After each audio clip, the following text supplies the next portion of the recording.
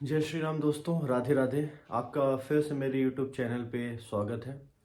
पिछले वीडियो में हमने चौथे अध्याय के बारे में सुना और हमने ये जाना कि कैसे अर्जुन को श्री कृष्ण भगवान समझा रहे हैं कर्मों के बारे में, फल के बारे में, भगवत प्राप्ति के बारे में। आज हम 5वां अध्याय सुनेंगे। राधे राधे, जय श्री राम। अर्जुन बोलते हैं, हे कृष्ण, आप कर्मों के संन्यास की और फिर कर्मयोग की प्रशंसा करते हैं।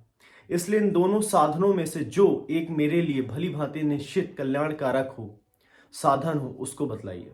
श्री कृष्ण भगवान बोलते हैं, कर्म संन्यास और कर्मयोग ये दोनों ही परम कल्याण के करने वाले हैं, परंतु उन दोनों में भी कर्म संन्यास में से कर्मयोग साधन में सुगम होने के श्रेष्ठ है।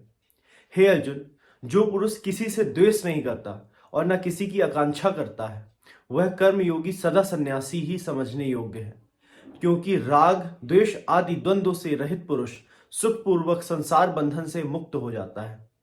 उपयुक्त संन्यास और कर्मयोग को मूर्ख लोग पृथक पृथक फल देने वाले कहते हैं, ना कि पंडित जन, क्योंकि दोनों में से एक भी सम्यक प्रकार से स्थित पुरुष दोनों के फल स्वरूप परमात्मा को प्राप्त योगियों द्वारा जो परम धाम प्राप्त किया जाता है, कर्मयोगी द्वारा भी वही प्राप्त किया जाता है।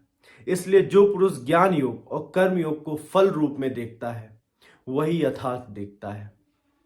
परंतु हे अर्जुन, कर्म योग के बिना होने वाले संन्यास अर्थात मन, इंद्रियां और शरीर द्वारा होने वाले संपूर्ण कर्मों में कर्तापन का त्याग प्राप्त होना कठिन है, और भगवत रूप को मनन करने वाला कर्मयोगी परम ब्रह्म परमात्मा को शीघ्र ही प्राप्त हो जाता है, जिसका मन अपने वश में है, जो जितेंद्रिय और विशुद्ध अंतःकरण वाला तथा संपूर्ण प्राणियों का आत्म रूप परमात्मा ही जिसका आत्मा है, ऐसा कर्मयोगी कर्म करता हुआ भी लिप्त नहीं होता।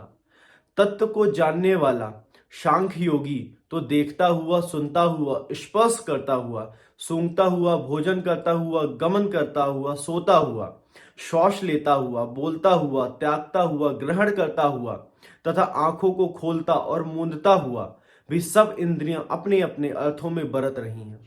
इस प्रकार समझकर निसंदेह ऐसा माने कि मैं कुछ भी नहीं करता हूं। जो पुरुष सब कर्मों को परमात्मा में अर्पण करके और आसक्ति को त्याग कर कर्म करता है, वह पुरुष जल में से कमल के पत्ते की भांति पाप से लिप्त नहीं होता। कर्मयोगी ममत्व बुद्धि रहित केवल इंद्रिय, मन, बुद्धि और शरीर द्वारा ही आसक्ति को त्याग कर अंतःकरण की शुद्धि के लिए कर्म करते हैं। कर्मयोगी कर्मों के फल का त्याग करके भगवत प्राप्ति रूप शांति को प्राप्त होता है, और सकाम पुरुष कामना की प्रेरणा से फल से असक्त होकर बनता है। अंतःकरण जिसके वश में है, ऐसा संख्य योग का आचरण करने वाला पुरुष न करता हुआ और न करवाता हुआ नव द्वारों वाले शरीर रूपी घर में सब कर्मों का मन से त्याग कर आनंद पूर्वक सच्चिदानंदन परमात्मा के स्वरूप में स्थित रहता है।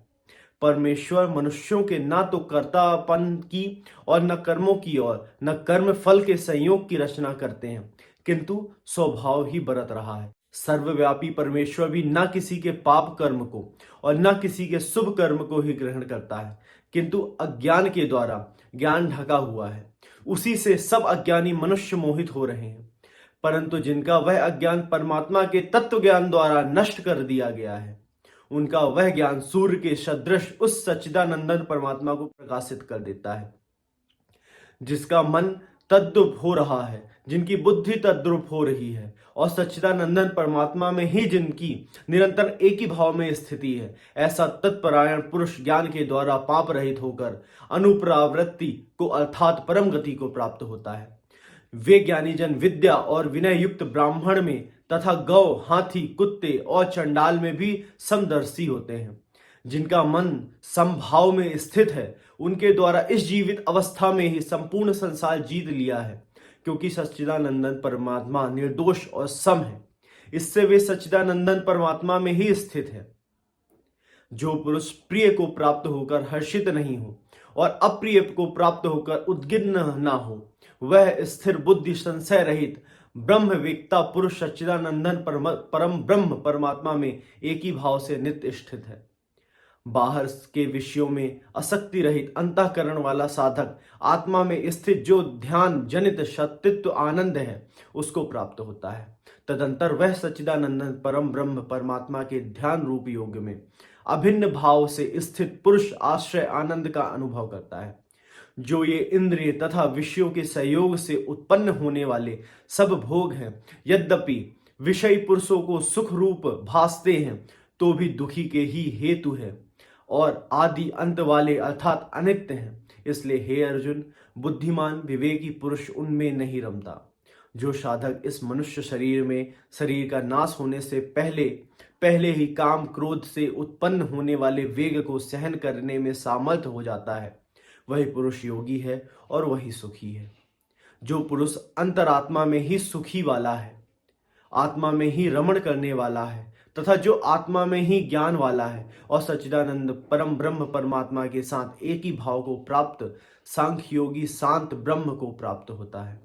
जिनके सब पाप नष्ट हो जाते हैं, जिनके सब संशय ज्ञान के द्वारा निवृत्त हो जाते हैं, जो संपूर्ण प्राणियों के हित में रत है और जिनका जीता हुआ मन निश्चल भाव से परमात्मा में स्थित है, वे ब्रह्म वेत्ता पुरुष शांत ब्रह्म को प्राप्त होता है।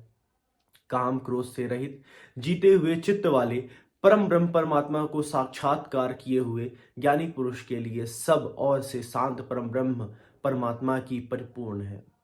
बाहर के विषय भोगों को न चिंतन करता हुआ बाहर ही निकालकर और नेत्रों की दृष्टि भ्रकुटी के बीच में स्थित करके तथा नासिका में विचरने वाले प्राण और अपान वायु को सम करके जिसकी इंद्रियां मन और बुद्धि जीती हुई हैं, ऐसा जो मोक्ष परायण मुनि इच्छा भय और क्रोध में रहित हो गया है, वह सदा मुक्त ही है।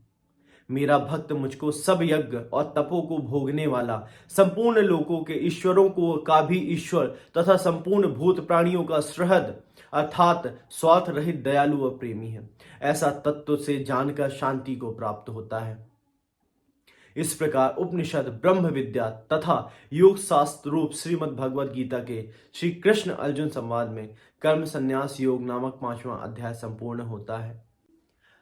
अब छठे अध्याय के लिए आप हमसे जुड़े रहें और श्री कृष्ण की संवाद जो अर्जुन के साथ हुआ उसको सुने, उस पर विचार करें और कर्म किस प्रकार प्रधान है, किस प्रकार हम कर्म करके अपने फल को बदल सकते हैं, किस प्रकार हम भगवत प्राप्ति कर सकते हैं, इसका ज्ञान श्रीमद् भगवद गीता से आप ले सकते हैं। मेरी आपसे विनती है कि श्रीमद् भगवद गीता को आप जरूर ग्रहण करें। जय श्री राम, राधे राधे।